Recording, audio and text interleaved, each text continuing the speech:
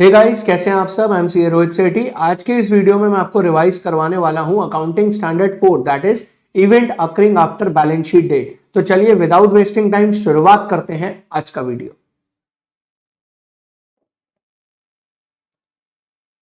तो चलिए गाइस शुरू करते हैं event occurring after balance sheet date यानी कि AS4।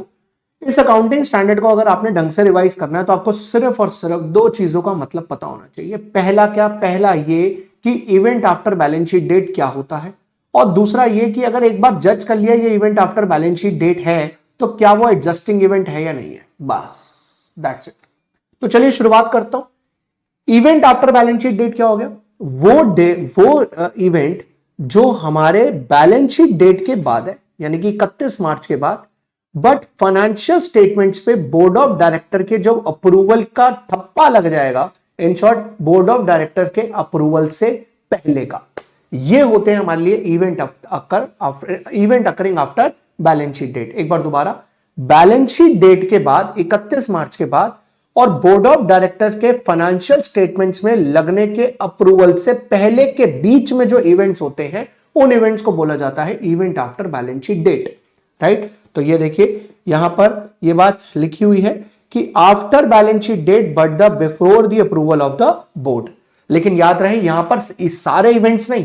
कौन से इवेंट? सिग्निफिकेंट इवेंट, यानी कि वो इवेंट जिनका हमारे बुक्स ऑफ अकाउंट्स या हमारी कंपनी पे कुछ इंपैक्ट पड़ने वाला है, बड़ा इंपैक्ट पड़ने वाला है। लेट्स से कोई 100 करोड़ की कंपनी है तो उसमें अगर आपको 10 रुपए की ट्रांजेक्शन हो गई, अरे भाई कोई इंपैक्ट ही नहीं पड़ेगा, तो it must be a significant event. Right? अब बात यह आती है, once you have decided that it is an event occurring after balance sheet date, you have to decide it is an adjusting event और a non adjusting event. वो कैसे decide करना है? अब आप 31 मार्च को खड़े हो और 31 मार्च को देखो, क्या आपके पास रीजन टू बिलीव है? रीजन टू बिलीव यानी कि आपके पास क्या एविडेंस है कि ये चीज होने वाली है। कब होगी, कितने की होगी, कैसे होगी, ये नहीं पता, बट ये पता है, आपकी नॉलेज में है कि ऐसा होने वाला है। अगर 31 मार्च को ये आपकी नॉलेज में है कि ऐसा होने वाला है तो वो जो है वो कहलाएगा एडजस्टिंग इवेंट।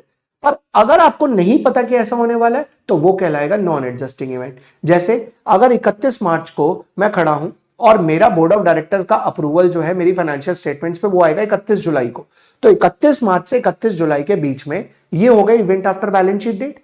अब अब मान लो 30 जून को, यानी कि बोर्ड ऑफ डायरेक्टर के अप्रूवल से पहले फैक्ट्री में आग लग जाती है। अब आप एक बात सोच के देखो, क्या 31 मार्च को नॉलेज थी इस बात की कि फैक्ट्री में आग लगेगी? ऑब्वियसली नहीं। तो it is a non adjusting event.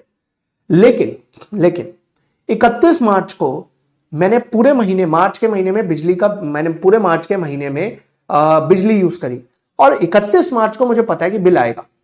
सबको पता होता है यार 31 मार्च को कि मार्च के एंड में बिल आएगा ही आएगा, पर वो मार्च के एंड में नहीं आता, वो आता है 2-4 दिन, 5 दिन, 10 दिन बाद। अब 10 दिन बाद अगर वो बिजली का बिल आया है तो क्या 31 मार्च को बिल के आने की नॉलेज थी या नहीं थी? बिल्कुल थी। तो वो इवेंट जो है वो कहलाएगा एडजस्टिंग इवेंट। तो मुद्दा क्या है? एडजस्टिंग इवेंट वो हो गए जो आपको 31 मार्च को नॉलेज थी कि हो सकते हैं, और नॉन एडजस्टिंग इवेंट हो गए जिसके बारे में आपको कुछ भी नहीं पता था, और अगर पता भी था तो सबूत नहीं था, कोई प्रूफ नहीं था कि होगा ही होगा। ठीक है? तो ये चीज है।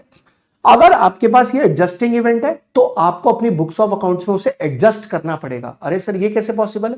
कोई चीज बैलेंस शीट डेट के बाद हो रही है, क्या मैं उसे एडजस्ट कर सकता हूं बैक डेट? जी हां कर सकते हो, अकाउंटिंग स्टैंडर्ड 4 ये बात आपको अलाउ करता है। लेकिन अगर वो नॉन एडजस्टिंग इवेंट है तो आपको उसका सिर्फ एक डिस्क्लोजर देना है, इससे ज्यादा आपको कुछ नहीं करना। लेकिन यहां पर नॉन एडजस्टिंग इवेंट का भी एक एक्सेप्शन है, वो ये है कि मान लो वो आग लगी और आपको 31 मार्च को नहीं पता था, ठीक है, ये नॉन एडजस्टिंग इवेंट है, पर वो आग इतनी भयानक थी कि उसने आपके बिजनेस का गोइंग कंसर्न इफेक्ट कर दिया। इसका मतलब आप चांस है कि आपका बिजनेस शायद आगे ही ना बढ़े। तो अगर ऐसा कुछ हुआ है तो इन दैट केस वो भी एडजस्टिंग इवेंट बन जाएगा, यानी कि आपको उसे भी एडजस्ट करना पड़ेगा।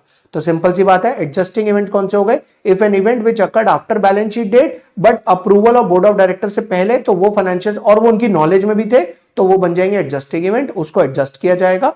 और अगर आपके पास कोई नॉन एडजस्टिंग इवेंट कौन से? बोर्ड ऑफ डायरेक्टर के अप्रूवल के पहले और बैलेंस शीट डेट के बाद, बट वो आपके पास नॉलेज में नहीं थे।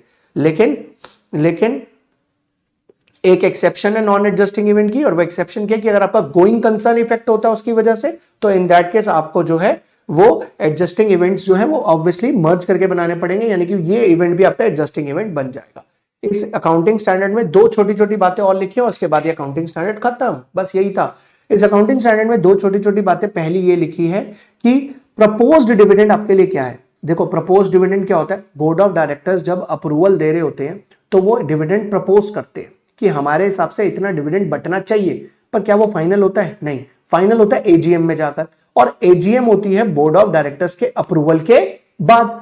इसका मतलब ये हो गया कि डिविडेंड प्रपोज तो उस टाइम पे हुआ, बट वो एडजस्टिंग नहीं कहलाता, क्योंकि उसकी, देखो सिंपल सी एक बात है, वो एडजस्टिंग इवेंट क्यों नहीं कहलाएगा, क्योंकि उसका फाइनल अमाउंट जो होगा वो अप्रूवल के बाद फाइनल होगा, पहले फाइनल नहीं होगा।